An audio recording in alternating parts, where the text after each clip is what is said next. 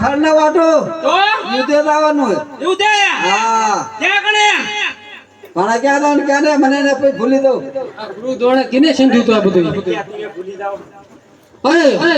અશ્વત્થામા હા બોલો દુર્યોધન સાતમા કોઠાનું યુદ્ધ રચ્યું છે આપણે બરાબર છે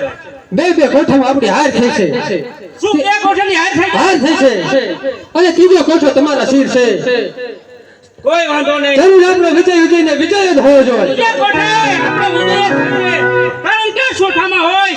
કોઈ હારતો નથી અને જીતીને જ આવશે બરાબર છે અશ્વત્થામા અને હા